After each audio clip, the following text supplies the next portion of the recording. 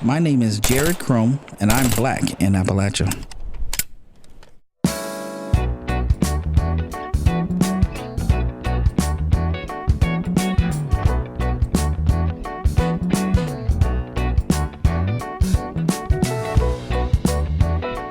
A gun is dangerous. I mean, I don't want to sugarcoat that. It is a tool that potentially can be destructive, and it can sadly take people's lives. You have to have a certain mentality, in my opinion, that you are a community member and you're not just an individual with a firearm. When you do that, you put yourself amongst the us and not the them.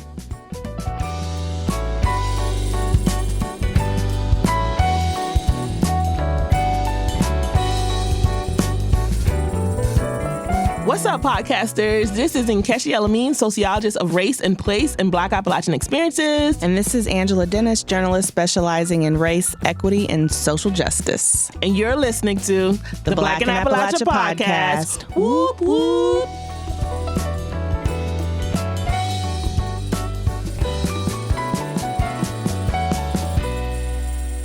Angela, I'm sure you remember as much as I did how great it was for us to do that interview last year with Miss Nikki Giovanni. Yes, it was like the highlight of the whole year. It was definitely during a pandemic. It was definitely everything for us. And you know, when I think back to that interview, one of the things that Nikki said that still resonates with me today was that she came from gun people. Right. And she told us that way, way back in the day, even like before that she was born, that her family had always been gun people. They let the white neighbors know, like, they didn't mess around. Exactly. The story about how she came to Knoxville was a story where her family had to show up with their guns. So if you all are not familiar with that story, listen to our episode on Nikki. Go back, listen, and then catch up. But so when I think about that, it makes me think about this contemporary moment where we see so many Black people becoming gun people. And maybe not necessarily gun people, but many Black people are buying guns. And we'll talk more about that distinction later. But just in the first half of 2020, there was a 58.2% increase in gun purchases by Black folks. Wow. Yeah, that's an interesting statistic. And that just goes to show that Black people are definitely getting strapped up. So I assume that in this episode, we're talking about gun people. Is that right? We're definitely talking about gun people or guns. Gotcha. People choosing to own guns or, guns. All right. So I'm just going to jump right in and ask you, like, are you gun people, Angela? Do you own a gun? What's your personal take on guns? Wouldn't you like to know? I would. Tell us. So I think up until probably just this past year, I wouldn't consider myself a gun person, but I definitely have been exploring gun ownership for myself personally as a Black woman. I've been to a gun range.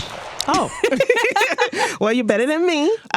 So I have taken that step to get more acquainted with the feel of a gun. And I would say growing up, I had mostly like a fear. Like if I was around someone or a guy that had a gun, in the presence and I see it, like I would freak out. But I think this past year, it's made me feel like more protected and more safe. And I don't know if it's because of just everything going on in the world in the past year with police brutality, crimes against Black women. For some reason lately, I do have the desire to own a gun for myself, for my personal protection for me. Yeah, I am definitely not a gun person in no way. Guns were never a thing for me. My brother was killed when I was in high school by gun, by the police. And that's something that I have not dealt with fully, but I know it's part of my aversion to guns. And I remember when I moved to Knoxville and I met my husband, and he's not a gun person either. I think that his family over the years have sort of evolved into somewhat gun people. Yeah. But I know that at the time that we met, he owned a gun. And when he told me, I had a visceral reaction, like, please get rid of it. Like, get it. I didn't even know when it was gone, but I knew it was gone. And lately, again, sort of like with everybody else, the conversation's sort of been coming up again. And I don't have the same knee-jerk reaction to it. Yeah. It's just like, okay, I'll let you talk about that over there. And maybe, I can be in the same room with this conversation. And maybe I'm open to see what a gun range look like, but that's about it. We wouldn't necessarily be considered gun people. A person acquiring a firearm doesn't really make them like a gun person or a part of gun culture. That some people, especially I think people this year who are, buying guns out of this immediate, profound sense of fear and concern for their safety, They may buy that gun, stick it on a shelf or stick it in a safe. It sits there for a year or two unfired. And then the person says, wow, why do I even have this thing here? I bought it 2 years ago and it's never been out from its case. So I think that that's something to watch. That there's a lot of excitement among gun people about all the new gun owners. So that was David Yamani. He's a professor of sociology at Wake Forest University in Winston-Salem, North Carolina. And he gave us a really interesting perspective on gun culture. The thing that's most interesting to me in this surge in gun ownership by Black folks, which I know is a response to the racial violence that we saw last year, right? It was sort of sparked by, one, I think the pandemic for sure, but also the killing of George Floyd, right? Yeah. And everything else that was going on. And even before that, just sort of like this whole activation of racist people on Trump's administration. But the thing that I'm thinking about is Black folks in Appalachia, because if Appalachia has this overwhelming perception of being Trump country, aka racism rampant country, right? Aka white people want to pop off country, then I'm thinking about how are Black people dealing with this? Because I had a friend who moved down to Knoxville from DC, and last year, just before the election, she was really nervous. She called me several times and wanted to talk about whether or not she needed to get a gun to protect her family. And so I think that a part of that is like everybody was sort of on edge, but a part of that is this sort of overwhelming feeling that you are in this region that is associated with this sort of violence against Black folks. Trump's presidency is associated with violence against Black folks and people of color and women and all the above. But being in a space where this is sort of the characteristic of the place, I know Black folks were feeling uneasy and vulnerable in this place. And so I know that her calling me several times to talk about it, you know what I'm saying? Yeah. So there was definitely a concern. I feel like the end of Trump's presidency, we had the insurrection at the Capitol, and we saw all of the people who came from Tennessee and these Appalachian... That lady showed up from Knoxville. Ma'am, what happened to you? I got maced. You got maced? And what happened? You were trying to go inside the Capitol? Yeah, I made it like a foot inside, and they pushed me out, and they maced me. What's your name? Where are you from? My name is Elizabeth. I'm from Knoxville, Tennessee. And why did you want to go in? We're storming the Capitol. It's a revolution. It's a revolution. I'm from Knoxville, Tennessee. I got maced. My name is Elizabeth. I got maced. I got maced. I got maced. I got maced. I got maced. I got pushed me out and they maced me. I got maced. Yeah, so I think that even before that though, like even before the craziness on the Capitol, you know, we saw this sort of neo-Nazi action happening throughout our region and oftentimes leading to violence. So Black folks were on alert because in Appalachia, regardless of if you were in urban Appalachia, rural Appalachia, suburban Appalachia, the chances of you being in a place where there's a hell of a lot of white people is very high, right? Right. So I'm sure that the pandemic played into some of it as well. And I know that we saw what was going on with toilet paper and paper towels. Exactly. So like if something's going to pop off, y'all, they're already going crazy over toilet paper and paper towels. Like Black folks got to be prepared. You know what I'm saying? Right. We got to make sure that we don't be SOL at the end of the day. And I think it's important also to note that even though Black people are leading the charge, nearly 5 million Americans became new gun owners last year. And that was the highest increase that the country has ever witnessed. All in all, everybody was buying guns, so white folks were buying guns too. And Dr. Yamani also talked about that. Right-wing extremist groups and uncertainty about what Trump was going to do after the election, the boogaloo. The George Floyd protests were interesting because they stimulated both racial minorities and whites to buy more arms because of the fear of each other. I know people who, they watch the CPAC conference and they're like, I need to get a rifle. These people are crazy. So self-defense is, I think, a universal concern, and uncertainty is a big motivator to purchase firearms because you want to do something to, help minimize some of that uncertainty, even if it's just psychologically. So all in all, everybody's tripping, right? Maybe about different things and for different reasons, but we all are bugging when it comes to this gun thing. And I do want to note, and Dr. Yamani also mentioned this, that guns are not new to Black people. And even before the Black Power movement of the 70s, guns are not new to Black people. But in Appalachia, in our region, I think that due to so much of the region being rural, there's always been a decent amount of gun people in Appalachia, Black or white. Yeah. I imagine that people rely on guns as a tool, especially in some of our rural areas where, hunting might be more prevalent. People use guns as a sport, shooting things. Right.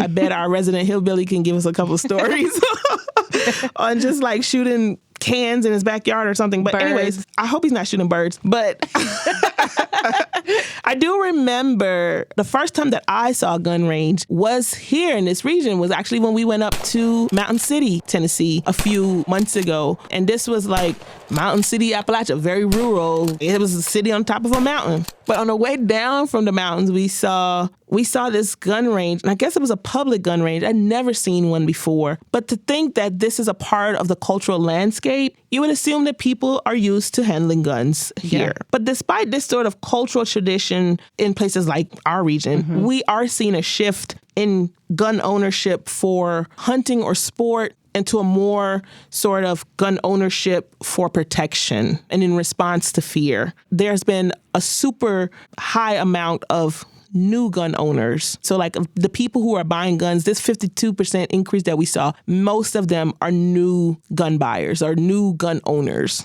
New gun owners tend to be more racial minority, more women, more interested in self-defense, more likely to own just one gun, and that gun's a handgun. New gun owners definitely are breaking some from the mold of the traditional gun owner. So thinking about Black folks in Appalachia owning guns, we talked with our Black in Appalachia team member, Alana Norwood, and Alana was born and raised in Elizabethton near Johnson City. Yeah, and after college, she went to Berea College, and after college, she returned to Johnson City to live. And Alana actually is a local activist who sort of hit the ground running, like straight out of college into the scene, very involved in a lot of protests that was going on last year. Yeah, and she said that gun ownership has been a bit of a dilemma for her. She comes from gun people, but isn't exactly one herself. Yeah. So the question is, to buy a gun or not to buy a gun. And for me, that's a complicated decision because on the one hand, I've been used to being around guns, coming from like a military family. My dad has everything from a handgun to like an assault rifle in the house. And so it's normalized to be around guns. But then on the other hand, this summer, early June, I was peacefully protesting in Johnson City. And all of the protesters were unarmed, of course. Like we had cardboard signs. And towards the end of the night, police came and the National Guard and SWAT. And me and a couple hundred protesters were surrounded by police officers with huge guns. And in that moment, it wasn't about like protecting myself or feeling safe. It was, this is a threat and I could die tonight at the hands of a gun and a police officer. And so that kind of triggered something in me of like, do I need to have a gun whenever I go to these protests or like whenever I'm just walking around my city now that my face and my name is out there as an activist? For me, it's almost like, am I buying a gun out of fear or am I buying a gun to stay safe? Or does my safety coincide with the fear that I have of police and, racist people in my town? It's never an easy decision. It's complicated. You see the police carrying guns, that's supposed to make me feel safe, but it doesn't. It makes me feel like I'm a target. And I know from the personal narratives that I heard this summer protesting that some people were carrying firearms and that made them feel safer. But to stand beside a protester with a firearm and then hours later be surrounded by police with firearms, I never felt safer. It felt like at any moment, even if it was an accidental firing, that we could all be dead. I think that's where the disconnect comes from. If on the one hand, you can be educated and use firearms properly, maybe for hunting or sport, but are you really safer when you have a gun in your house? Are you really safer if you have a gun in your car? It could be registered to me. And I get pulled over, I'm going for my license and my registration in my glove box. Police officer sees that firearm. I'm automatically a threat, more so than what I was as a Black woman. So it's hard to say, should I buy a gun or not to buy a gun? That's all a lot and really interesting, I think, because when we're having this conversation, we're talking about Black people buying guns as a form of self-defense. And when we think about self-defense in this sort of racialized context, I want to protect myself if white folks want to pop off in this pro-Trump crazy bullshit that's happening. This has always been a part of it, even thinking about the fear of being pulled over. When we say if you have a gun, you're likely to be killed by it, that takes on another level when you're thinking about an accident happening, an accident, or you're in a situation where things escalate and then you get killed. But to think that if I own a gun and I'm pulled over by a cop, like my chances of dying, or reaching for a wallet or something that could be perceived as reaching for a gun, well, shit, I guess you don't even own a gun for that to happen. But that's, to me, just like another, like, I don't even know if obviously I'm thinking about these things, but that just, when you said that, it just felt differently. A good example of accidents, like not even involving police. My dad's military trained, like from the Army. He's cleaning his guns in the house, like just came back from the shooting range, and he picks the gun up and pulls the trigger, thinking that there was no bullets in it, and there was a bullet in the gun. Literally shoots the firearm in the house, like inches away from his partner's face, and like almost killed somebody by pure accident. Completely trained, knowledgeable, no malintentions, and somebody almost died because of having a firearm in our house. And that's usually what I think about. That's why, for me, it's just like a complete no-no. You know what I mean? But what we find is that, like, as far as statistics go, those are less likely to happen. They happen, and I'm sure it's tragic when it does happen. But those are the things that we think about because, you know, we hear those stories all over the media when they do happen. I mean, I think it's just something about this fear of the police. When we think about safety, even when we think about what's happening here locally with these young people who are being killed in Knoxville, there's this conversation, especially when it's children, it's easy to galvanize emotion around it. And so the conversation goes quickly to, we need more police. And people can buy into that because, well, you think of safety, you think of the police. When you look at Black people's experiences, that's not safety. And that's clearly what you said. Like, your anxiety about this, the thing that is sort of pumping your brakes is the thought of like how unsafe you are with the police and how much of another level that gets to when you have a gun. You know what I'm saying? So that's wild to me. When we think about safety through Black people's experiences, our understanding of safety can change, or even fear. Like, we're fearful of the police, and that is a real fear, you know, which is the most ridiculous thing to me. It's just so crazy. Well, I don't really think fear in the police is so ridiculous whenever you're a Black or a brown person, you know. I mean, and the historical roots of policing is directly targeted at Black people. Right. So, well, it's not ridiculous. Clearly, there's a problem, and this shouldn't be the case, right? Like, exactly. Like, we know why it's the case, and it makes perfect sense. Clearly, y'all got some shit fucked up. Like, something is off. Something is wrong. You know what I'm saying? Yeah, I don't think there's enough sensitivity training in the world to stop the unnecessary killing of Black people. There has to be some type of just complete revamp and like revisioning of what the whole protecting your community looks like, because coming in and escalating situations with 3 or 4 carloads of police, all of them have guns, either drawn or their hands are on their hip, indicating I'm ready to pull my weapon. Right. And so it's like, you don't know what kind of call you're responding to. Like, you pull up somebody's house and it seems like a violent situation, but maybe the perp is having a mental breakdown that day. Like, having a gun isn't going to do any good for the protection and the safety of this family and this person that's clearly in distress. So it's like you have 2 targets on you as a Black person. You have the target of the police, but you also have the target of white people in a very racist society where these acts of violence are almost encouraged. You know what I'm saying? Like, it's almost encouraged, or at least there's no real sanction. So then it seems like it's encouraged. Or justified. You know, we have legislation in place in certain states where you can, quote unquote, stand your ground. Right, exactly. Exactly. It's insane. It shouldn't even be a thing.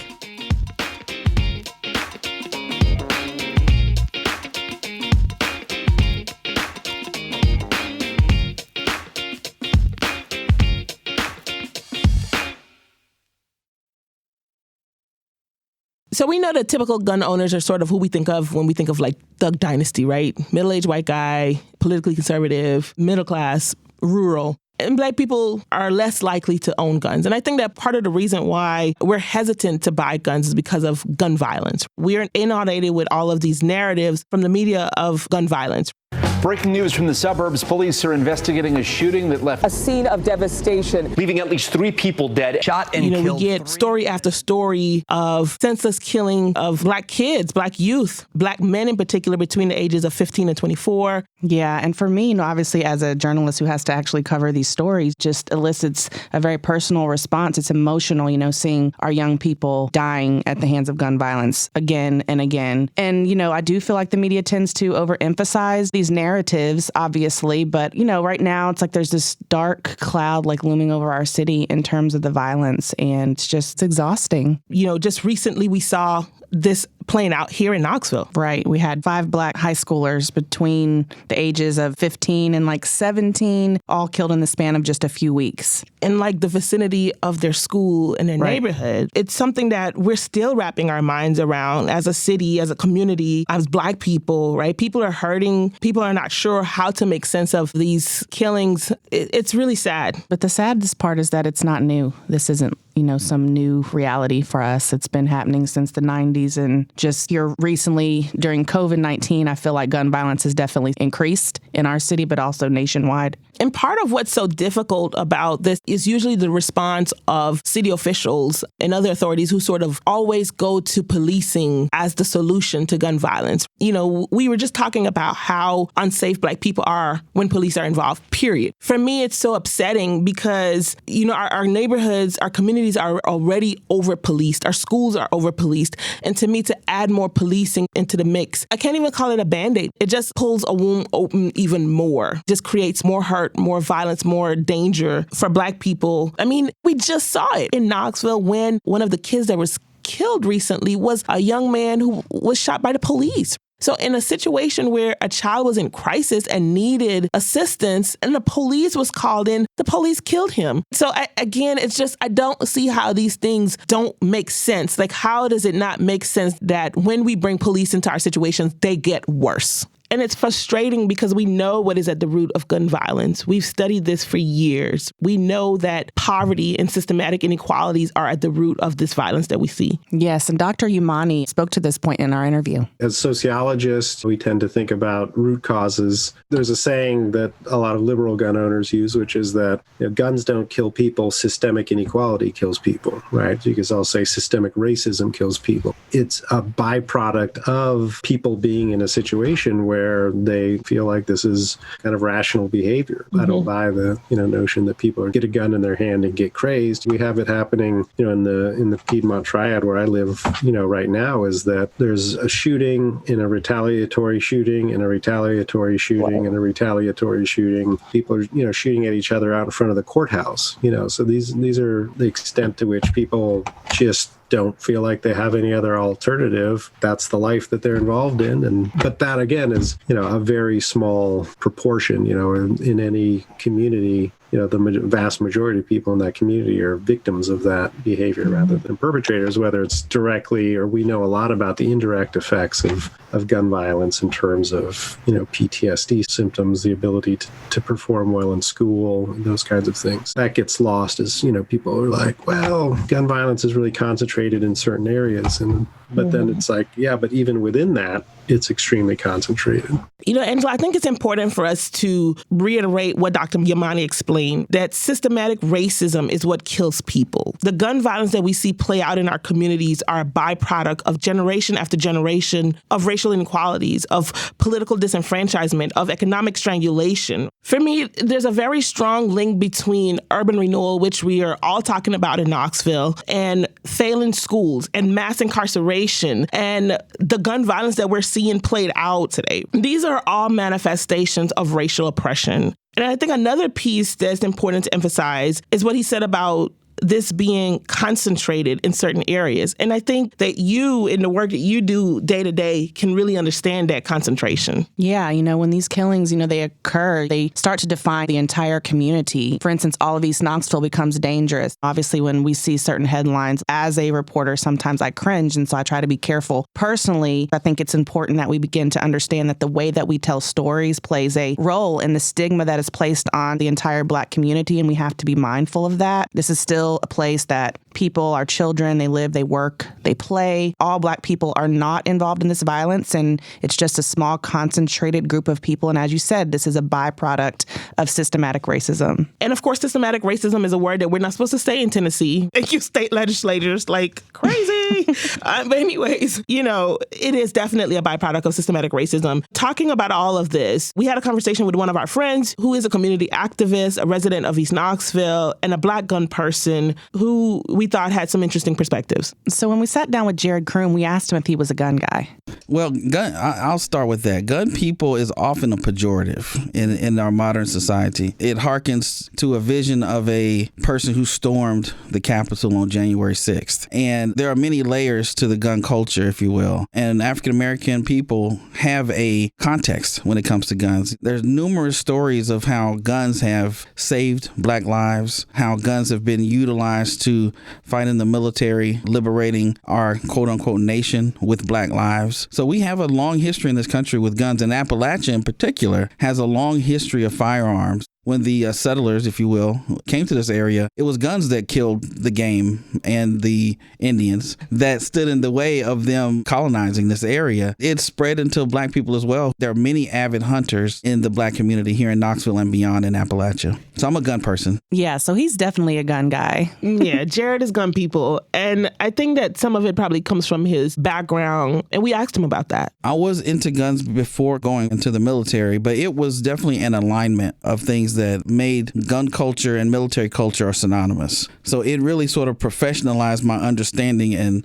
knowledge of guns because it became a tool of the job that they had you do in the Marine Corps, which is the branch of service I was in. And then when I got out, that fascination, that love carried on. And I to this day, I still shoot competitively. So Jared gave us the gun culture 101, competitive shooting, plinking, all these things that I absolutely know nothing about. Right. Even like gun sports being in the Olympics, that was new for me. Oh, there are many, many, many ways you can compete. I'm not like the best, but I do compete anyway. So like a pickup game, if you will, at your local gym where you're not as good as you think you are, but you still want to play like you were in high school. I'm a member of the Glock Sports Shooting Foundation, and I'm a member of the NRA. Grudgingly, I'll admit, but I'm a member of the NRA as well. And both of those organizations offer competitions around the country that you can compete in with shooting. And what that does is it gives you an opportunity to hone your skills, and it gives you an opportunity to be around like-minded people who are into shooting sports as well.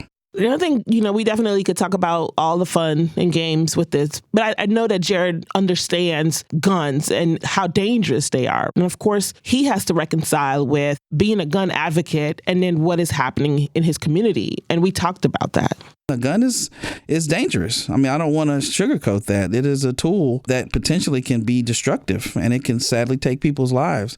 And that's not something I take lightly, because I have a handgun permit here in Tennessee. So I typically carry a gun often where I'm legally able to. And I don't take that lightly. I take it very seriously that, I have to be a calm person. I can't be a hothead. I can't allow road rage incidents, and I can't allow being upset this morning to allow me to be put into a position where I would where I would use that firearm in a way that is not healthy. You have to have a certain mentality, in my opinion, that you are a community member and you're not just an individual with a firearm. So when you do that, you put yourself amongst the us and not the them. And for me, that helps me maintain a sort of a level head, and knowing that I can end this situation helps me not even engage in the situation, because there's only a couple of ways it can go if I choose to engage with the person who may have a stick, or who may feel as if they can, because of the numbers of people who they're with, harm me. That can only end in a bad way for both of us. Jared also spoke to us kind of about the root causes of some of the violence we're seeing in our own community. As we discussed earlier, his thoughts kind of align with Dr. Yamani's. You ask how I feel about it, I'm devastated. As you know, I have a daughter who's 19 who graduated from Austin East High School. I attended Austin East High School back in the 80s. With that being said, our children are unfortunately stuck in the middle of a landscape that is full of poverty. There's a constellation of issues that lead to these incidents. It is poverty. It is lack of many things. The drug culture, the police culture, many other things culminate to these sad things. Shout out to Jared for chatting with us and for everybody else who sat down for us with this episode. But, as we come to a close, when we think about 2020, it was definitely a year of shifts for many reasons. And one of the shifts that we saw, is this sort of shift in demographics of gun owners. Maybe not necessarily shift in gun people, but definitely a shift in people who are buying guns and gun owners in general. And I think that this distinction is important because what the spike in new gun ownership suggests is that America is becoming increasingly unsafe for Black people. And folks have decided that they have little to no other options in terms of protecting their safety and defending themselves. So they're taking up arms. And this is a sad reality. And in some ways, it parallels what Dr. Yamani was speaking about when he talked about the violence that we see in the streets. Gun violence is a byproduct of systematic racism, of white supremacy, that has sort of created these concentrations of poverty, of political disenfranchisement, of social exclusion, where people feel, this is the only option that they have. This is a mode of operation. This is a mode of power and agency for a class of people who have been pushed to the extreme margins. And so when I think about that, it's like, this is the way that I know to respond to what's happening. It's the same thing what we're seeing on a more mainstream level. Black folks are feeling like this is the way that I know to respond to this violence that we're experiencing overwhelmingly, increasingly. Having a gun is a form of agency. It's people's way of taking some kind of control and some kind of power over what's happening. Yeah, so I definitely agree. And, there is a quote that comes to mind for me by Malcolm X. And he says that a man with a rifle or a club can only be stopped by a person who defends himself with a rifle or a club. That's equality. If the United States government doesn't want you and me to have rifles, then take the rifles away from those racists. If they don't want you and me to use clubs, take the clubs away from the racists. If they don't want you and me to get violent, then stop the racists from being violent. And, I think that quote pretty much sums up exactly how I feel about it. I'm pretty sure lots of other people in the Black community feel about it. At the end of the day, I do think that it is our right, just as much as white people, to own guns and protect ourselves. But I do think, like we've discussed, there is this thin line between, that and also putting ourselves in harm's way by simply having a gun in our possession. So, yeah, it's definitely a lot to navigate and to think through. And I think that Black people are doing just that. They are trying to navigate this and thinking about what is the best way to protect ourselves. And then, of course, how to think about our community safety at the same time, right? Because we have these sort of parallel things happening. And in many cases, they all kind of affect us negatively. So I don't know. Yeah. It's definitely, it's tough. Tough place to be. Tough. And let us know what y'all think about what's happening, people's response to fear through gun ownership, and of course, the violence that we're seeing in our communities. Okay, Angela, so before we leave the people, let's give them something. What's going on in your life? What are you reading? What are you listening to? Yeah. Share something. I'm not reading. I'm just doing a lot of writing, with everything going on lately. Working hard, but definitely needing to take these mental breaks away from everything and this sadness going on. So I'm trying to get away some more this year. Yeah, it's been a tough 2 years or a year and a half. I think it's important to remind ourselves that we are in a pandemic. And so people have been feeling the weight of it in many different ways. Mm-hmm. A lot of depression and, people are finding different outlets. I've been reading a lot as a way to understand how to deal with the world, how to deal with myself as an escape from, the depression and everything. And so lately I've been reading a lot of fiction. I read The Vanishing Half recently and Such a Fun Age. But the thing that I'm thinking about, the book that I'm thinking about related to this topic that we touched on today is Mickey Kendall's Hood Feminism. And in there she talks about how gun violence is a feminist issue. And that was something that I never really thought about. When we talk about gun violence, a lot of times we think about Black men being killed, but she wants us to think about how this affects Black women as well. Yeah. So that's a good book if you all are looking for something to read. As we go for real, make sure that y'all are subscribed to the Black in Appalachia podcast, wherever you get podcasts. Share this podcast with a friend, a family member, coworker, somebody who you think needs to hear it. Of course, y'all continue to follow us and share our social media. We are Black in Appalachia on Facebook and Instagram. You can also and Twitter. Find us on the web at blackinappalachia.org. You can also send us an email at podcast at blackinappalachia.org. Yes, and you can find me if you're interested, if you would like to find me. I am Nkesh Yelamine, and you can find me on Instagram at Sewing Sociologist. And I am Angela Dennis. You can find me as Angela D. Writes on Twitter and Angela Dennis Writes on Instagram, and as myself on Facebook. Awesome sauce. You can find the rest of our team in the studio at East Tennessee PBS. We got James Baines on the audio, Chris Smith, our senior producer, and William Isom is the director of the Black in Appalachia Project. Y'all, it's been real. Really real. Holla at us. Don't storm the Capitol. Don't get maced. Don't be like Elizabeth. Is her name Elizabeth? Don't be like Elizabeth. Bye.